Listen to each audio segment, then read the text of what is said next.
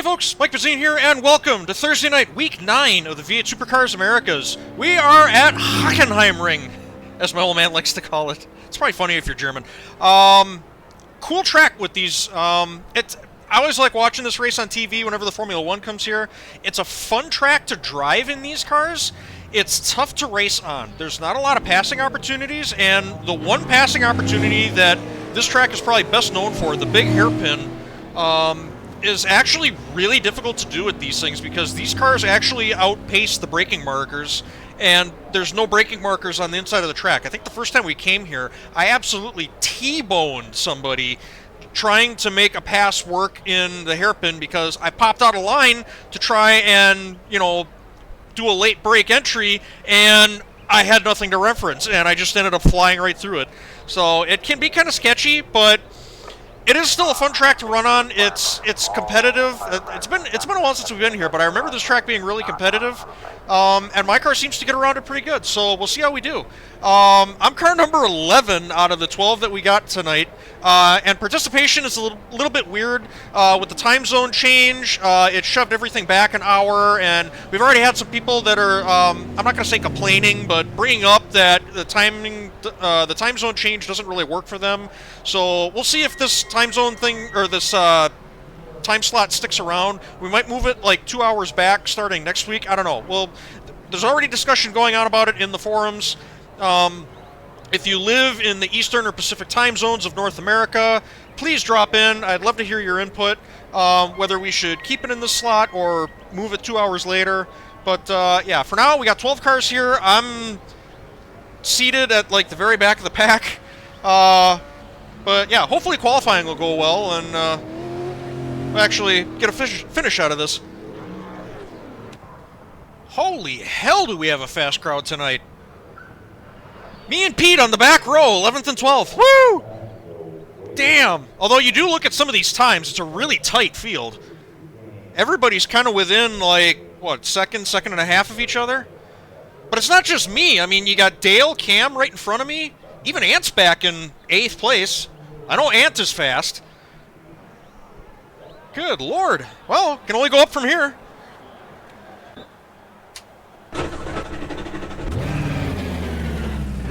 You'll have to stop for more fuel before the race is over. I did one practice start. It wasn't that good.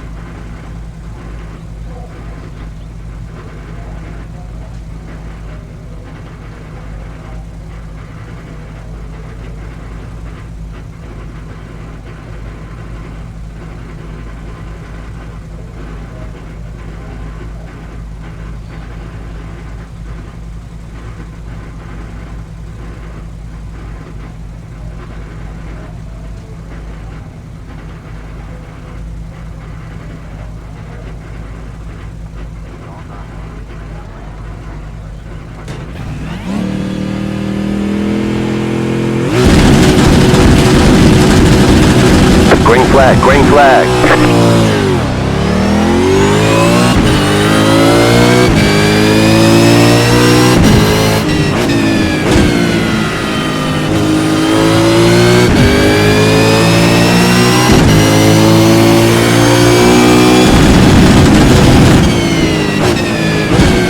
Car on your left.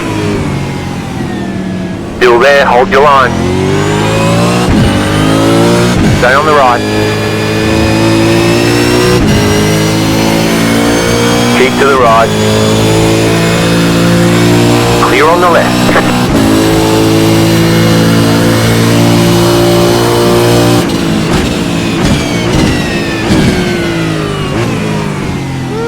You got a slow car on the left. Car on your left. Go right. Clear on the left. Thanks for the dive bomb.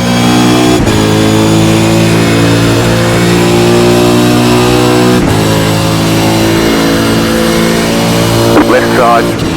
Stay on the right. Stay on the right. Stay on the right.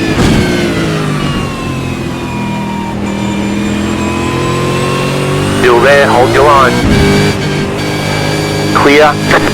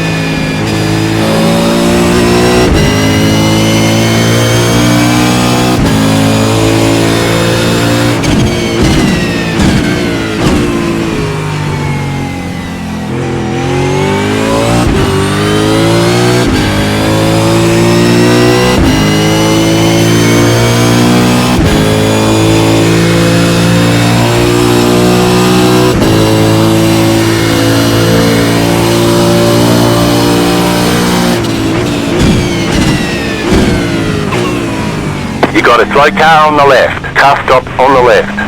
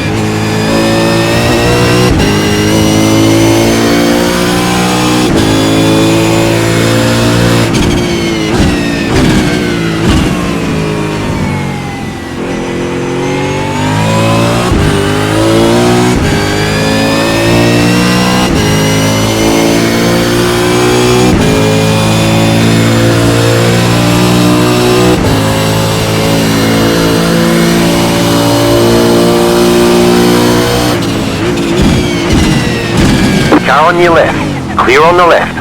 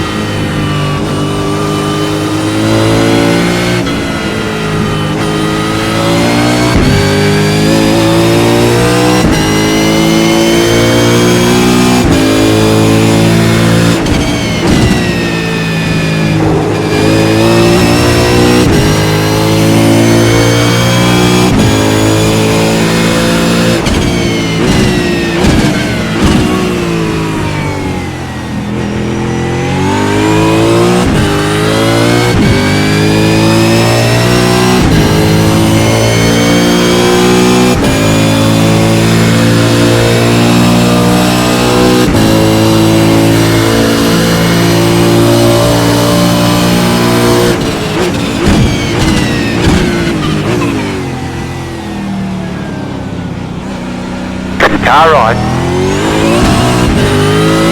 Clear.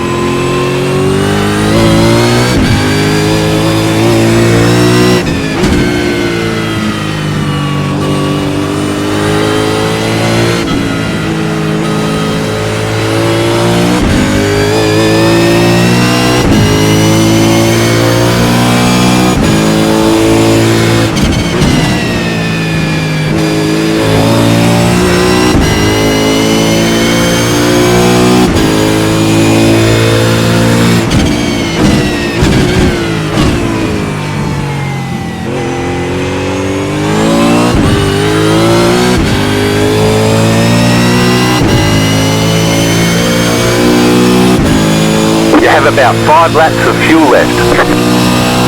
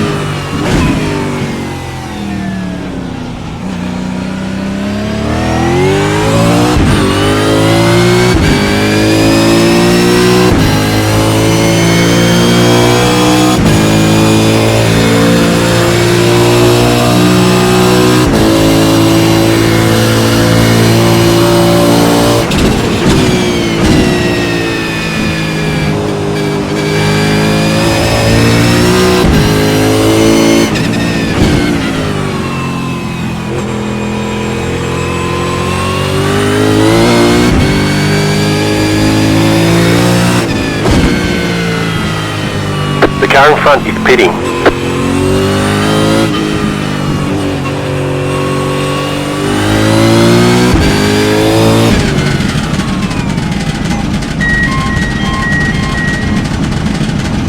The pit box in 5. Great job. 10 to go. 2, 1. Right here. We're hanging in there. How about that hairpin, though? Catching a few people out. Caught me a few times.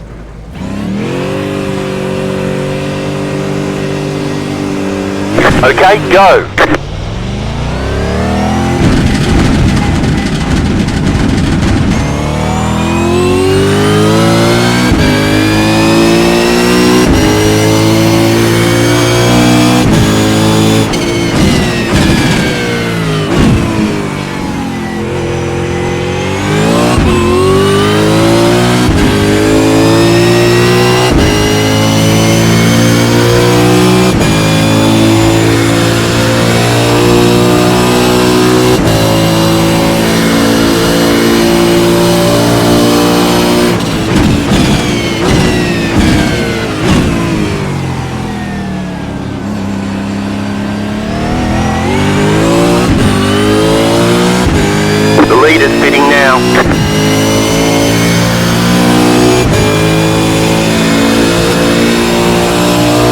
On your left.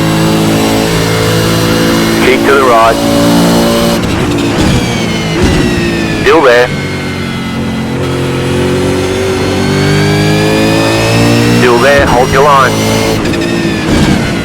Clear on the left. Car on your left. Keep to the right. Clear.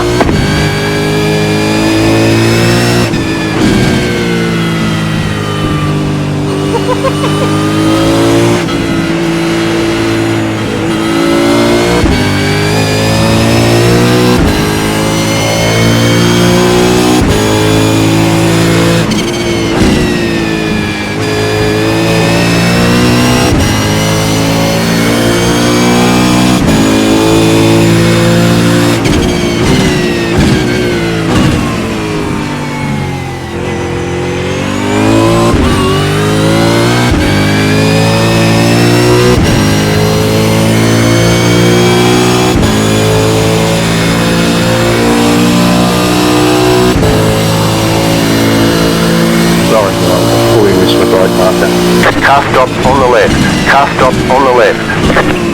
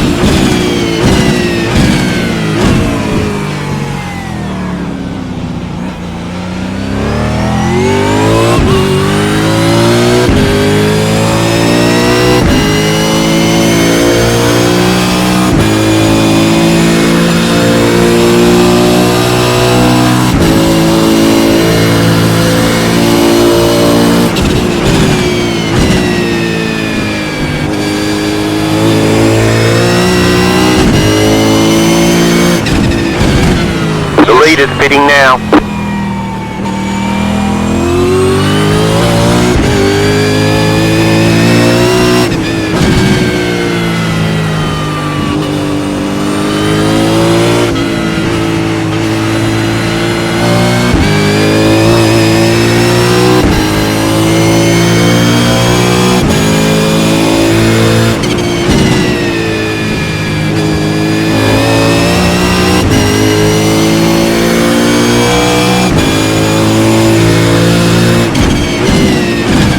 Right side. Clear on the right. Car right. Clear on the right.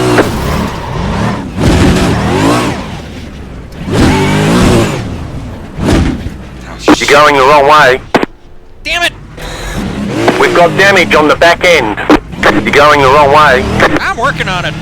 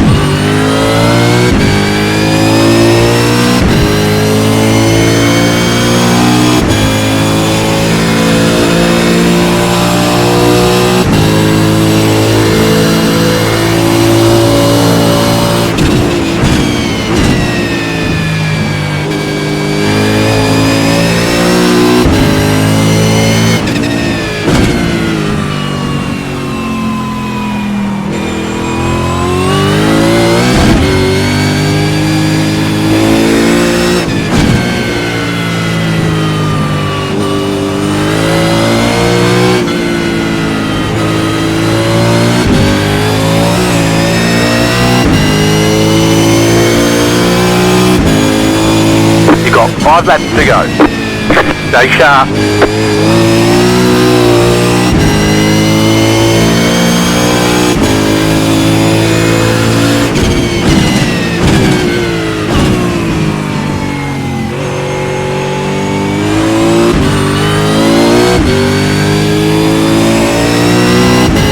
You have about 5 laps of fuel left.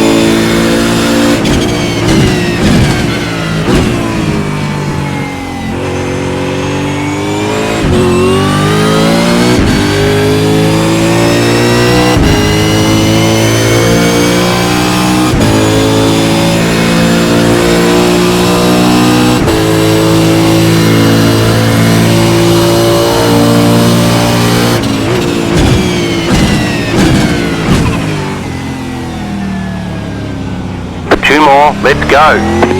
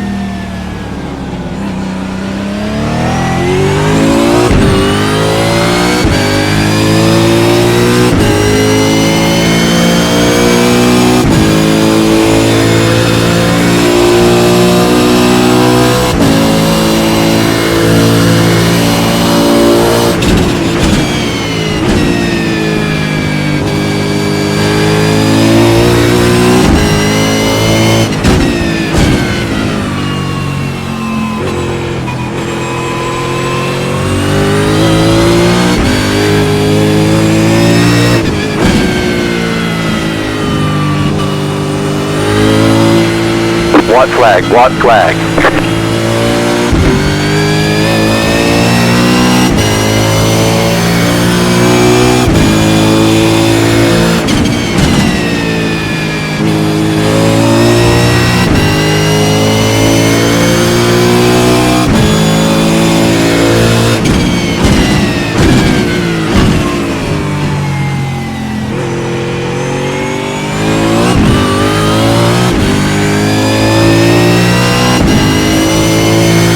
You have about 1 lap of fuel left.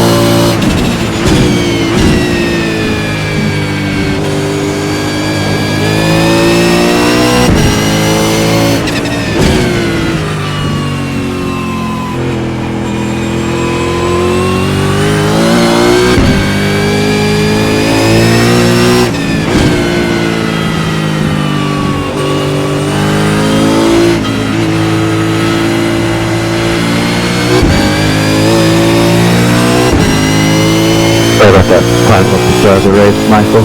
I actually braked early. I just completely misjudged how much brake pressure I needed the rest of the way. There's the flag. It's over. Good racing there at the end, Cam. Nice run. Solid work. Okay. Unlucky there tonight, Raymond. That was a good race we had going on there. Yeah, it was shaping up to be something good, especially with Ant getting in the mix there. And then I got a meatball. The car was still drivable too. Pace was still, it was still pretty good after the repair.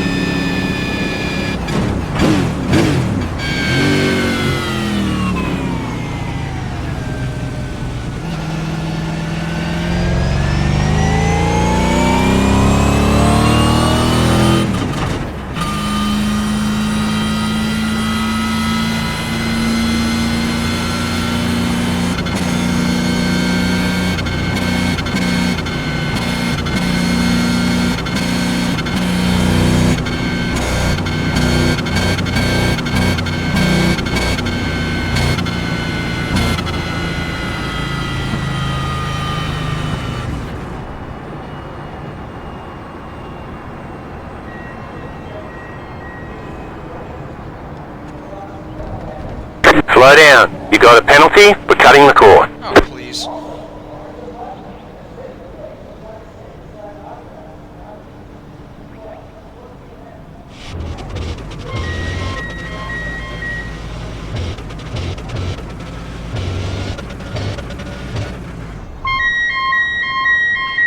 Okay, before they bitch about it.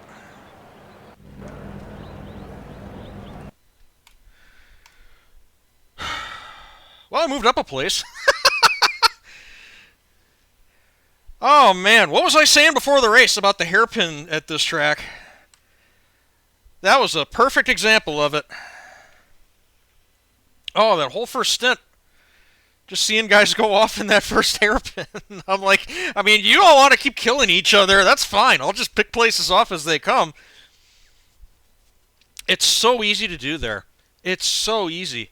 Because, like, if you're just driving... First of all, if you're just driving it by yourself... I don't know how apparent this is in the video, but the braking markers only go out to 150 meters. And where you're actually, like, stomping on the brakes to come into that big hairpin is, like, right about where a 200-meter board would be. But there isn't one. And there's nothing on either side of the track that you can use as, like, a reliable brake marker. Me personally, when I go into that turn... There's a slight change in, like, the tint of the grass on the side of the track like right about where my braking marker is. And people that know me know that I'm colorblind, so if I'm using that as a braking reference, you know just how bad it is. On top of that, if you're following somebody into that corner, if you want to move out to the right and make a late brake pass, as soon as you pop out from behind that other car, you lose. That car is in the way of all the braking markers on the left-hand side of the track, and you can't really tell, because it's so flat, where the corner is up ahead of you, especially if you've been staring at, the rear spoiler of a car all the way down that straightaway. So it's really easy. That's what happened to me the first time we came here. On top of that, even if you're just not trying to pass somebody, even if you're just following somebody down that straightaway, the draft on these cars is so strong that you don't realize how fast you're going. Because again, there's like no trackside, objects or scenery. It's just, there's a curve with a wall and catch fencing to your left, and there's grass and a single wall with no catch fencing, I think, off to your right. There's nothing. There's no way to pick like where you are in distance-wise to that turn. So, and you lose all your sensation of speed too. So you'll be following somebody, catching a huge draft, and not even realize it. So even if you have a braking marker, you go into that turn and you got way more speed than you know what to do with. It's so bizarre. That is the only corner that we, on any track that we've ever been to, that's like that. It's the weirdest thing. And everybody, like I said at the beginning, everybody knows that you go to Hockenheim, the big hairpin is the place to make passes. In wing cars, in big heavy touring cars with not a whole lot of aerodynamics like these things, it doesn't really work. These cars do not work in that corner in a group. It's really bizarre. I gotta say, had a blast racing with Dale through the two times that we went side by side through the little infield section in the latter half of the lap. That was a lot of fun. Really wish we could have kept that up. Yeah, just that kind of stuff where and there's a little bit of bank to that long left second gear turn going through that section. And yeah, just hanging on the outside and turning the car in like that when you know there's a car on your inside, and then knowing that you've pinched them off, because that turn is so tight. What you end up doing is you pinch people off on that corner, and they have to really, navigate their exit. Whereas if you're on the outside, you can pretty much just rip the car around the top like a dirt car and click it into third gear and squirt it out of the turn, and you're ahead of the guy. That's what I did to Dale both times. That's a lot of fun. And then you just kind of, weave through that whole section before you get to the long right-hander to come onto the main straight. And then, so I think at that point, I frustrated Dale. He tried the same trick twice. It didn't work the same way both times. And he must have figured he had something for me going into turn 2, I guess? The first little hairpin before the big, long left-hander to the big hairpin. And we had Troy Stone Street right behind us. And I'd seen him back there. I don't know how he ended up behind us. Oh, I think he got collected in one of the many incidents at the first hairpin, and he was on his way charging back up. I saw him back there. I knew he was fast. Dale and I can get pretty racy if we're on pace with each other, so we're going at it with each other, and the laps are winding down, and I think Dale just had to do a Hail Mary and see if it stuck, and it didn't. And I looked as soon as we came into that corner, I saw him duck out of the way. I looked in the mirrors, and I saw him coming, and I'm like, there's no way he's making this corner. Sure enough, he goes shooting past me, and I'm like, okay, I'll duck down inside of him.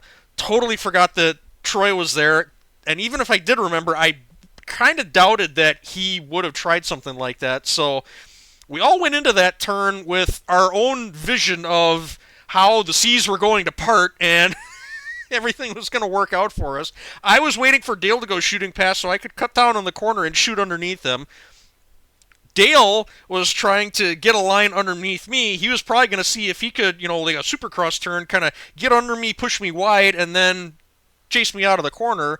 And Troy was probably sitting right behind us watching this whole shit show unfold, thinking that we're all going to end up in a big heap on the outside of the track, and he's just going to squirt under the both of us and get 2 spots.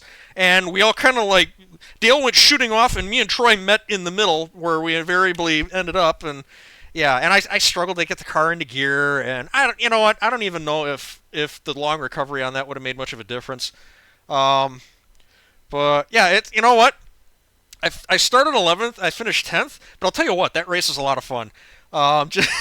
Just from a pure mayhem standpoint, because I knew it was coming, and I feel like I was kind of the only one that was prepared for it. Because I vividly remember going into that hairpin and popping out of line and going, oh shit, standing on the brakes and just sawing a car in half that was like 3 cars up. The dude never knew what hit him. And that is just burned into my memory. Every time that we go to this track in the future, I will forever remember that. It's like, you cannot pass in that hairpin. It's so tempting to, but my God, don't actually try it. Because you will die every time. Fun times. I hope you all enjoyed that. Take it easy. Have a good one. I'll see you next time.